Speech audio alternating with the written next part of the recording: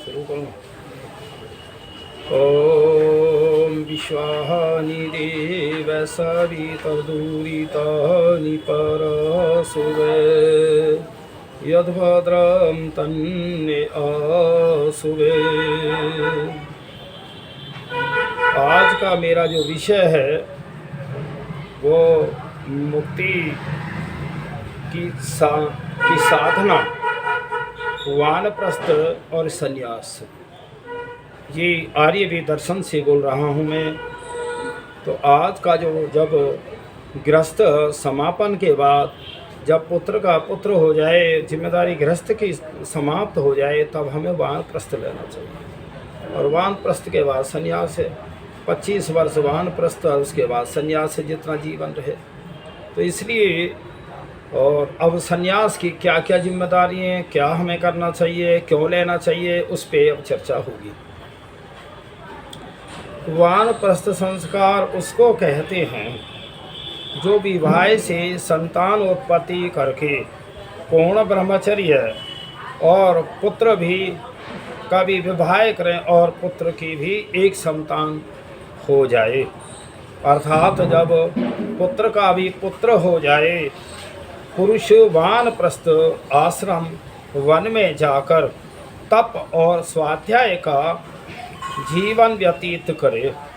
गृहस्थ लोग जब अपने देह का चमड़ा और ढीला और श्वेत बाल सफ़ेद बाल हो जाएं तो तब देखें ये, तो पुत्र का पुत्र हो जाए तो वन का आश्रय लें। तो इसलिए क्योंकि घर छोड़ने के बाद ही साधना होती है। और जब मैंने तो ये अनुभव किया है, जब ये सारे झंझटों से अपने विचार और मन को एकांत में एकाग्रता कर ली जाती है तो वास्तव में ईश्वर का भी चिंतन होता है और अपने को भी तभी जानता है आत्मा। तो इसलिए वानप्रस्थ करने का समय 50 वर्ष के उपरांत है। जब पुत्र का भी पुत्र हो जाए तब अपनी स्त्री, पुत्र, भाई, बंधु, पुत्र, वधू आदि को सब गृहस्थ आश्रम की शिक्षा करके और वन की ओर यात्रा की जाए। तो यदि स्त्री चले तो साथ ले जाएं, नहीं तो ज्येष्ठ पुत्र, बड़ा पुत्र को सौंप जाएं और इसकी सेवा यथावत करते रहना और अपनी पत्नी को शिक्षा कर जावें कि तू सदा पुत्र आदि को धर्म मार्ग पे चलाने के लिए और अधर्म से हटाने के लिए शिक्षा करती रहना। तो भाई वो शिक्षा की बात है कि व्यवस्था के अनुसार आप अपनी पत्नी को साथ भी ले जाएं। पत्नी पुत्रों में भी रह सकती है, लेकिन पत्नी पुत्रों को, गृहस्थ को धर्म मार्ग भी चलाए। आज हम गृहस्थ जीवन में इस प्रकार फंसे हैं कि इसमें से निकलते हुए दुख होता है। अधिकांश लोग इसी में पड़े पड़े अपना जीवन समाप्त कर देते हैं। जिस किसी ने आश्रम शब्द का प्रयोग किया था तो उसने बड़े मतलब से इस शब्द का प्रयोग किया था कि गृहस्थ एक आश्रम है और एक मंजिल है, एक पड़ाव है। वैदिक काल के ऋषियों ने जीवन को एक यात्रा समझा था और यात्रा के 4 पड़ाव माने गए थे। यात्रा में ब्रह्मचर्य आश्रम पहला पड़ाव समझा जाता था। दूसरे के बाद गृहस्थाश्रम की यात्रा थी, परंतु इसके बाद एक और पड़ाव आता था कि गृहस्थी को छोड़कर आगे चल देता था। आज आश्रम शब्द के इस रहस्य को भूल गए हैं। तो देखिए, हम घर छोड़ना नहीं चाहते। कई बार दुख और कलेश एक परिवार के साथ भी रहने से होते हैं। तो इसलिए गृहस्थ आश्रम में प्रवेश करने के बाद इसमें निकलने का नाम नहीं लेते हैं। तो हम इस प्रकार गृहस्थ आश्रम में डटे रहते हैं मानो कि अनंत काल तक हमें जीना हो। तो इसलिए ये हमें जो वानप्रस्थ आश्रम है ये साधना के लिए है। इसी में हमें मुक्ति प्राप्ति हो सकती है। नित्य प्रति यज्ञ करें, वेदों को पढ़ें, वेद का ज्ञान और अन्य लोगों को हम दें। तो ये इससे बढ़ के कोई धर्म का कार्य नहीं है।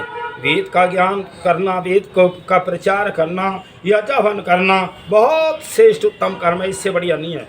जो ऐसी धारणा विचार बना लें और कार्य करें, वास्तव में उनको मुक्ति प्राप्त होगी।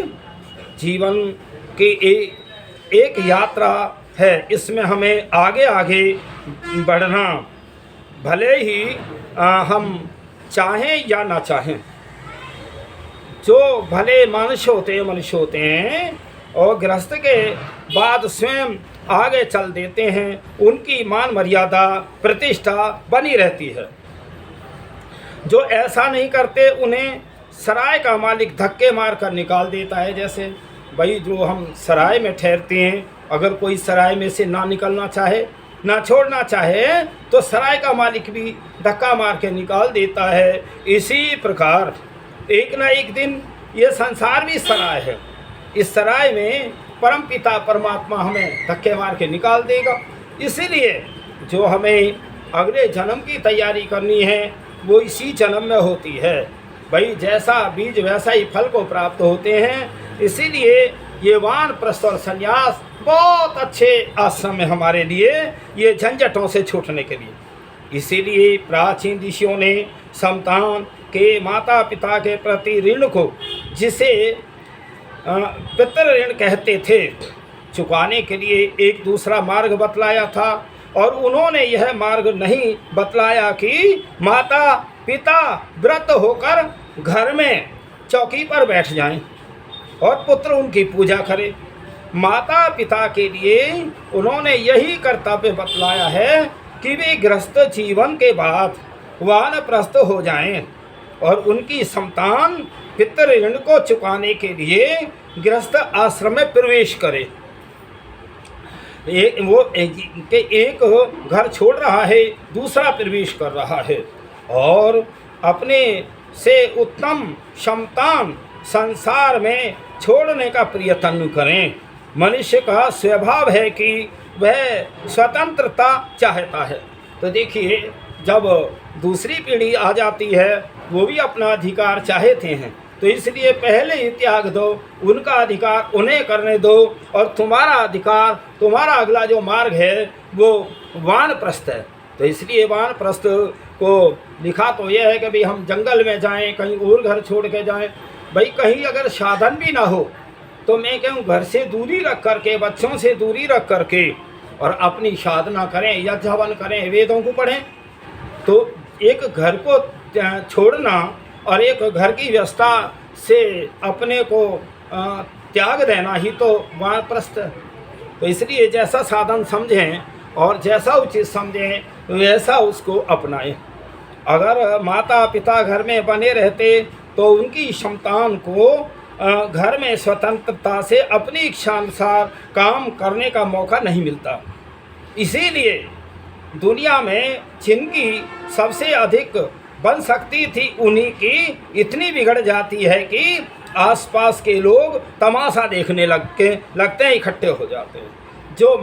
जो पिता पुत्र का प्यार था वो प्यार फिर बिगड़ जाता है। लोग तमाशा देखते हैं, लड़ाई झगड़े हो जाते हैं, अदालतों में चले जाते हैं, पुलिस में चले जाते हैं। तो माता पिता अपने समय में घर के मालिक रहे, अब उन्हें अपनी संतान को मौका देना होगा। लेकिन हुकूमत ऐसी चीज़ है जिसे अपने हाथ से कोई किसी दूसरे के हाथ में देने को तैयार नहीं है होता। क्योंकि आज जो भी बड़े बड़े पदों पे हैं, कोई अपना पद छोड़ने के लिए तैयार नहीं होता। लेकिन समय के अनुसार हमें आगे क्या करना है, आगे का हमें वो कैसे जीवन बिताना है, ये विचारणीय प्रश्न है। कोई छीन भले ले, परंतु अपने हाथ से कौन दे। इसीलिए आज चारों तरफ बाप बेटे की, सास बहू की लड़ाई दिखाई देती है।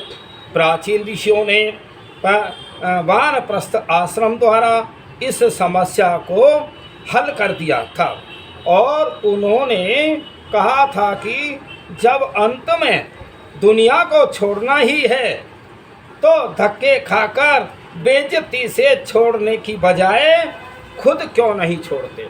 तो इसलिए भाई वैसे तो छोड़ना तो पड़ेगा, क्योंकि शरीर ही मृत्यु की तरफ जा रहा है और एक दिन मृत्यु होनी है। वैसे तो संसार को भोगने की इच्छा हर एक में है भाई, चाहे चींटी भी है और हाथी पर्यंत जितने प्राणी हैं सब संसार का सुख चाहते हैं, छोड़ना इसे नहीं चाहते।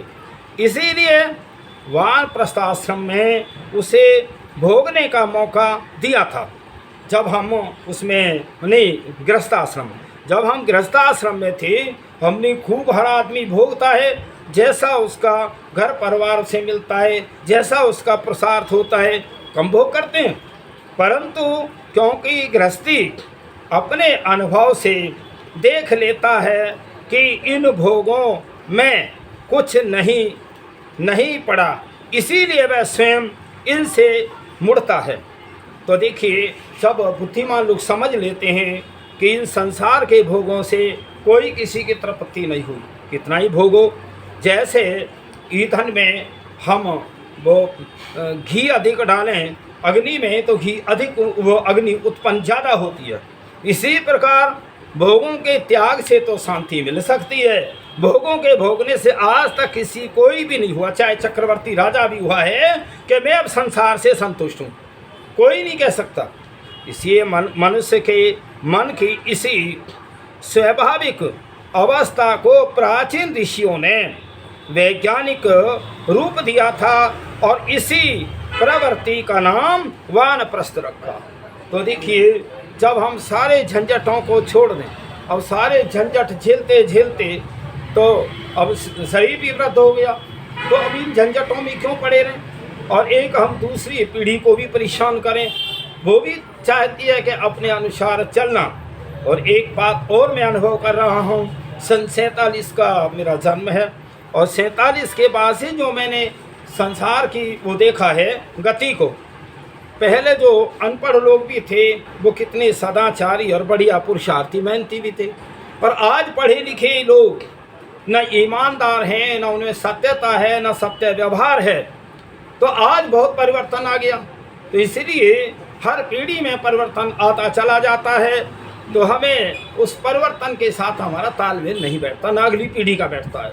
इसीलिए उनको स्वतंत्र करके, और अब आपका काम भी क्या है, काम सारी जिम्मेदारियां निमट गई गृहस्थ की।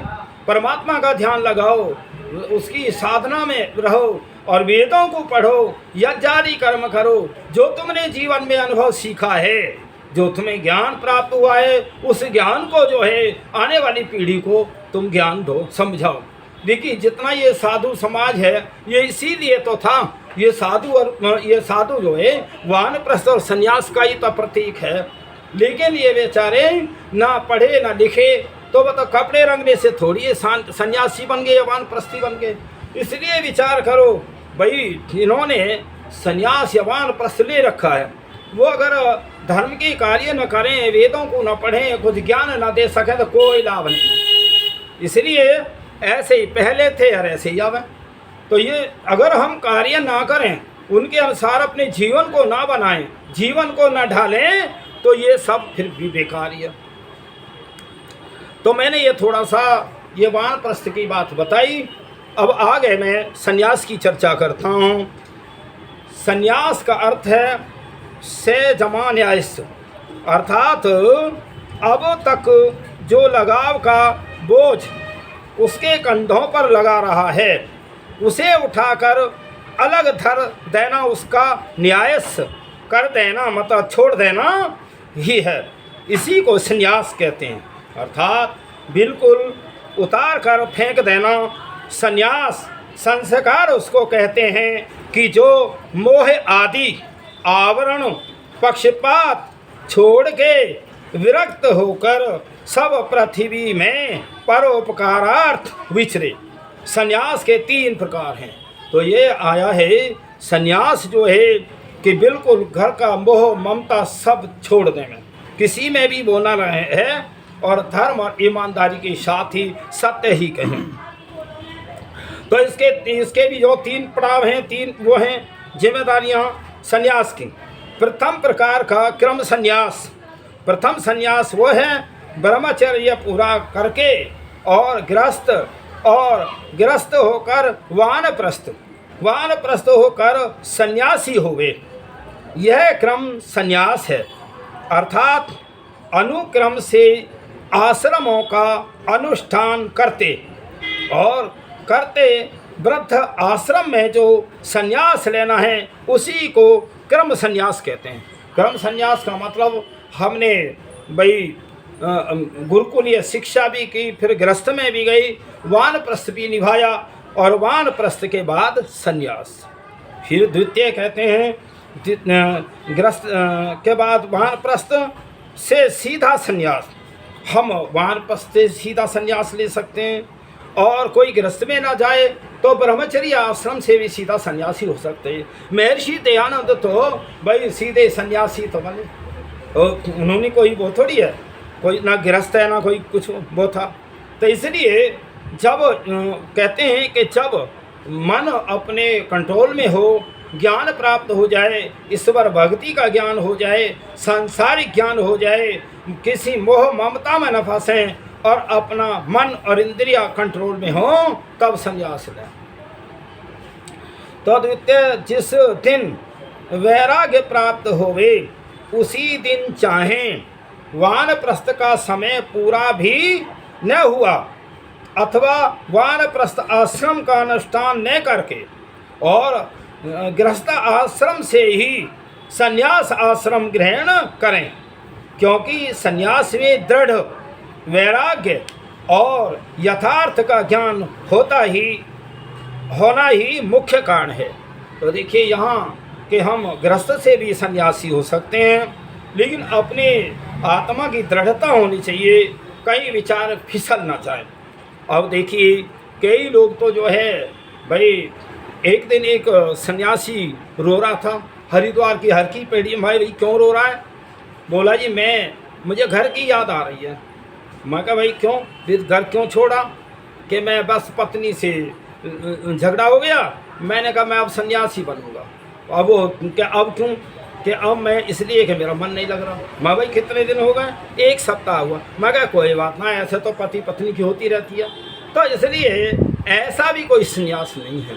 मैंने कितने ही लोगों को देखा कि जब मन में आया तो कपड़े वो सन्यासी के पहन लिए और फिर फिसल गए, फिर गृहस्थ में चले गए।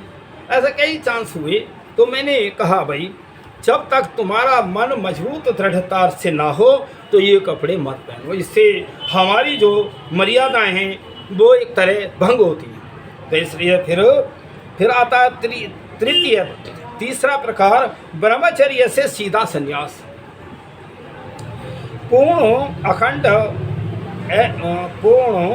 अखंडित ब्रह्मचर्य, सच्चा वैराग्य और पूर्ण ज्ञान विज्ञान को प्राप्त होकर वैश्या शक्ति की इच्छा आत्मा से उठ जावे, पक्षपात रहित होकर और सबके उपकार करने की इच्छा होवे, और जिसको दृढ़ निश्चय हो जावे कि मैं मरण पर्यंत यथावत संन्यास धर्म का निर्वाह कर सकूंगा, तो वह न गृहस्थाश्रम करे न वानप्रस्थ, किंतु ब्रह्मचर्य आश्रम को पूर्ण कर ही संन्यास आश्रम की ग्रहण कर लेवे।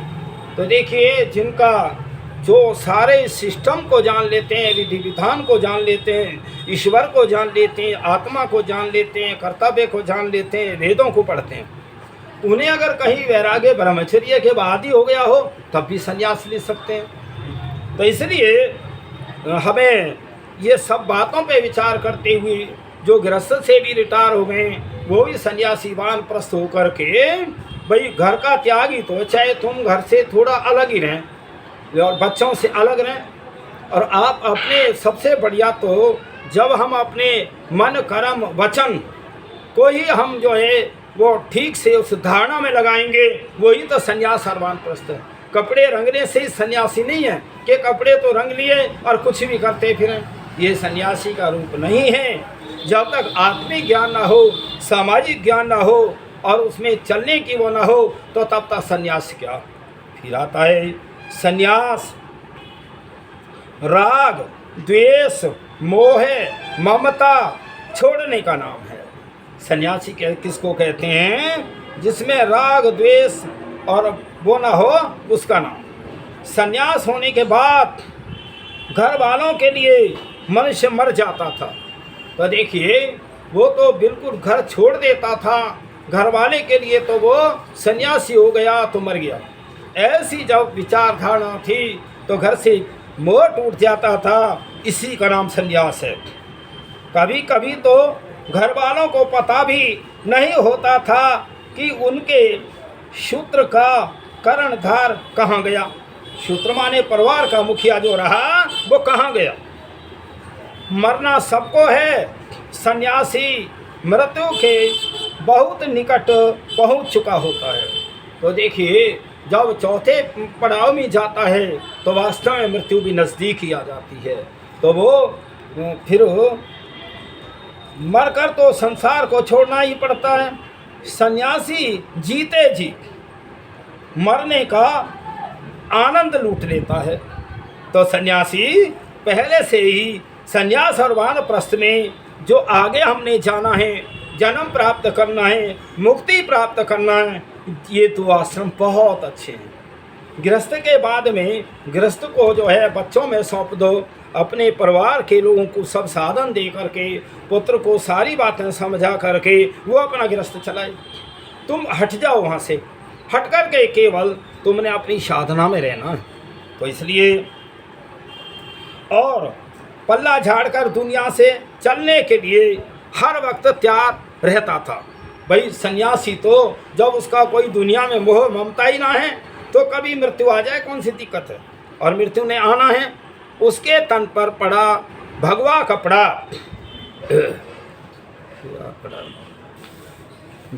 भगवा कपड़ा और हर समय उसे आप ही आग की उस लपटों को याद दिलाता था और उसमें पढ़कर अंत समय में उसको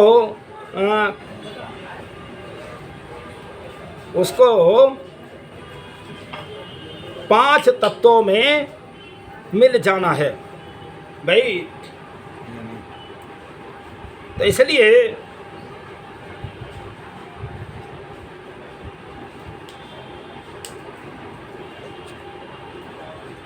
इसलिए जब हमें 5 तत्वों में ये शरीर मिल जाएगा तो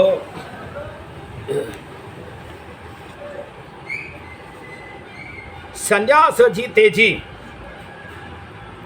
चिता में जल जाना था। मतलब इतनी अपनी तपस्या और भक्ति के द्वारा सब कुछ त्याग करके और एक तरह जिंदा ही चिता में जल जाना है, उसको सन्यासी कहते हैं। सन्यासी के कर्तव्य ने तो आपने जीवन में आनंद और ने अपनी मृत्यु में दुख माने, किंतु जैसे शूद्र भृत्य अपने स्वामी की आज्ञा की बाट देखता रहता है, वैसे ही काल और मृत्यु की प्रतीक्षा करता है। तो सन्यासी जब ज़्यादा उम्र हो जाती है तो काल की प्रतीक्षा करने लगता है, परमात्मा से साधना करता है, हे परमपिता परमात्मा और मुझे कष्ट दुख न दे, और ज़्यादा जीवन की चाहना नहीं रहती है। देखिए जैसे और हम मृत्यु भी आए तो कैसी आए। आपने खरबूज देखे होंगे, खरबूज तो खाते ही। जो खरबूज की बेल होती है, बेल पे खरबूजा लगता है। जब खरबूज पक जाता है तो उसमें सुगंध भी आ जाती है, और पका हुआ जो खरबूज है वो बेल के डंठल से अपने आप अलग हो जाता है। तो हम जब तपस्वी होके अच्छे अच्छे कार्य करेंगे तो परम पिता परमात्मा भी हमें मृत्यु से जैसे खरबूजा अलग हो गया बिना कष्ट के, एक दिन मृत्यु ऐसी आ जाएगी। तो इसलिए विचार करो, ये संन्यास और वानप्रस्थ ये हमें मुक्ति के ही साधन इनमें बहुत अच्छे हैं।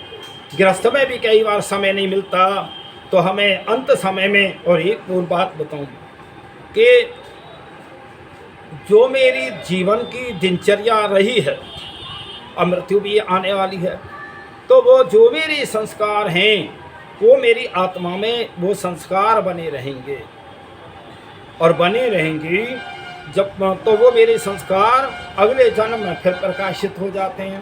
रात में एक ऐसा सपना देख रहा था जो लगभग मैं 60 वर्ष पुराने से भी ज़्यादा था विचार, और वो मेरे सपने में आया, जबकि मैं अब तो भूल चुका था। तो इसलिए जो जीवन के बातें हैं वो ख़त्म नहीं होती हैं, ये आत्मा में संस्कार बने रहते हैं। जो भी आपके संस्कार अच्छे बुरे हैं वो आपकी आत्मा में अभी हैं और आगे वो अनंत जन्मों तक रहते हैं। तो इसलिए हमें अपने आत्मा के संस्कार विचारों को कभी हमें गलत नहीं जाने देना चाहिए। परमात्मा की क्षण में, भक्ति में, अच्छे अच्छे विचारों में मुक्ति की तरफ जाना चाहिए, वेदों का पढ़ना चाहिए।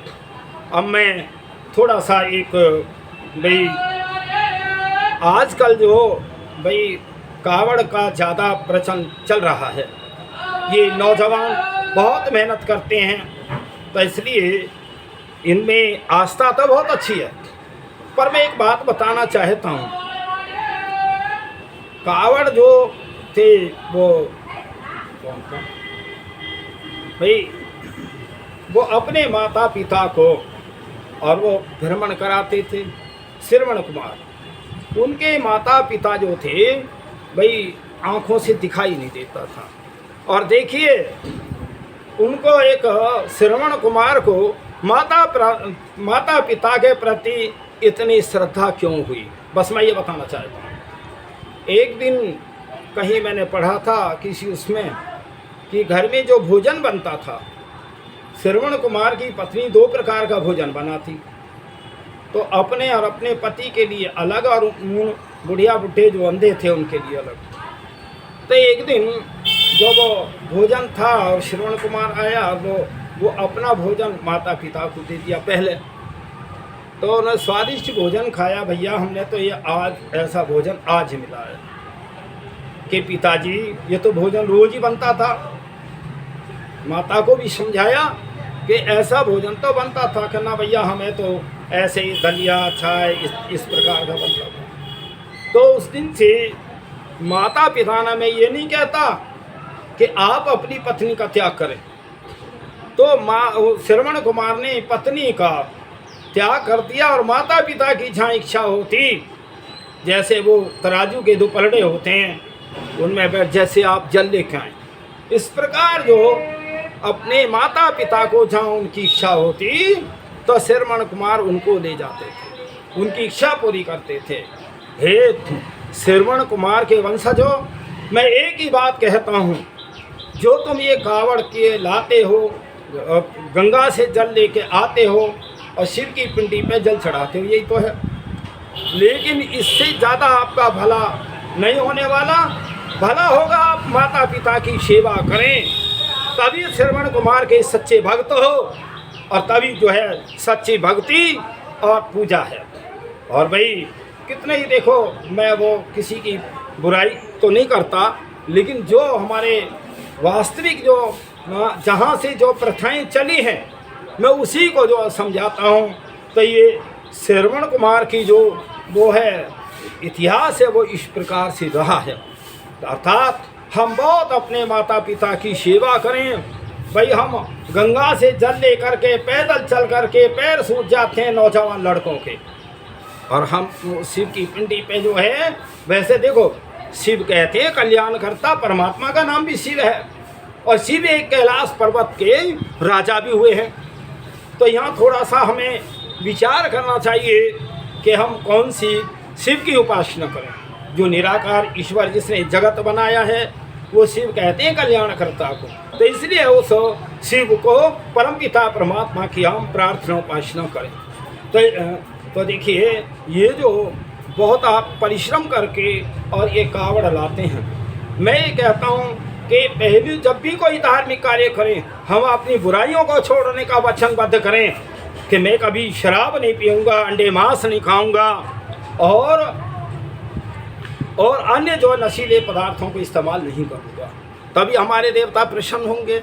और उसके बाद भाई जो माता पिता के आज प्रतिज्ञाएं करें, जो जो कावड़ लाए हैं हम अपने माता पिता की आज्ञा का पालन करेंगे, तो इससे बढ़िया तो आपकी कावड़ जो लाने का परिश्रम है वो सफल हो जाएगा।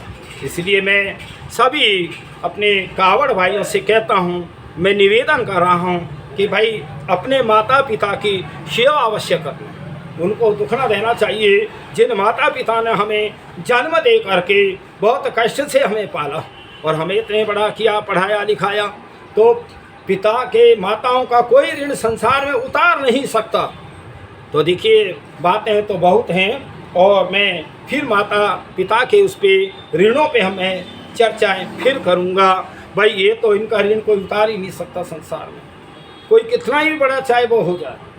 तो इसलिए भाई एक दिन की बात है, चलो मैं एक बताता हूँ थोड़ा सा। एक ना बीरबल तो अकबर के वो मंत्री थे, तो माँ कहती है अरे बीरबल मेरा तो बहुत एहसान है, बहुत वो है, तू मेरा ये काम ना करे वो ना करे। एकदम बीरबल को थोड़ा सा घमंड भी हो गया। भाई मंत्री आजकल तो मंत्री संतरी जितने भी हैं ना हमारे, ये सब धनवान हो जाते हैं। ये पहले तो ये होते ही इसलिए हैं कि भाई सेवक तो कोई कोई होगा जो निस्वार्थ भाव से देश की सेवा करे। तो वो जो है जब कहने लगे तो वो बीरबल कहने लगा मैं आज तेरा मैं कर्जा चुकाऊंगा, बता कितना कर्जा तेरा। बोला अच्छा बेटा। तो वो जैसे हमारे यहाँ भाई भारतवर्ष में जनवरी में ज़्यादा सर्दी पड़ती है, तो उस समय जवान बेटे को माँ ने अपने पास सुलाया, सर्दी बहुत थी। और फिर थोड़ी देर के बाद जब बेटा सो गया, नींद आ गई ना, तो तब कहा बेटा मुझे तो प्यास लग रही है। फिर वो बेटा उठा, पानी लेके आया और वो बूढ़ी तो माँ थी, वो पानी जो है बिस्तर पे उसने डाल लिया और फिर वो सो गया गीले में। फिर वो थोड़ी देर के बाद सो गया, फिर कहने लगी माँ कि बेटा मुझे तो प्यास लगी है। फिर वो बड़े झुंझला करके फिर माँ को पानी लाया, फिर वो बिस्तर पे डाल दिया। फिर तीसरी बार माँ ने जब फिर कहा बेटा मुझे प्यास लगी है, तो बीरबल गुस्से में आ गया, तुम मुझे सोने देगी कि ना सोने देगी, और मैं आज तेने ऐसा क्या खा लिया तो बार बार जो है पानी के लिए कह रहा है। तो इसलिए माँ ने कहा बस ठीक है, तैने मेरा ऋण चुका दिया। जब तू छोटा था तो बिस्तर पे पेशाब कर देता था, मैं गीले में सोती थी और तू भाई सूखे में तुझे सुलाती थी। एक दिन दो दिन नहीं, मैं 4-5 वर्ष तक तुझे पाला इसी प्रकार, और मैंने तो 20-25 साल तुझे बड़ा किया, हर सेवा की, मल मूत्र भी तेरे धोई, तो तैने मेरा ऋण उतार दिया। इस संसार के लोगों कोई भी माता पिता का ऋण नहीं उतार सकता, और हम परमात्मा के भी ऋण नहीं उतार सकते। मैं जब आज यज्ञ किया उसके बाद ही मैंने कहा परमपिता परमात्मा से प्रार्थना की, प्रभु मेरा तो इसमें कुछ भी नहीं है, सब तेरे ही तो पदार्थ मैंने जलाए, घी सामग्री सब जो है। तो इसलिए हे संसार के लोगों, हे कावड़ भाइयों, मैं सबसे ये करवत प्रार्थना करता हूँ कि माता पिता की सेवा अवश्य किया करो।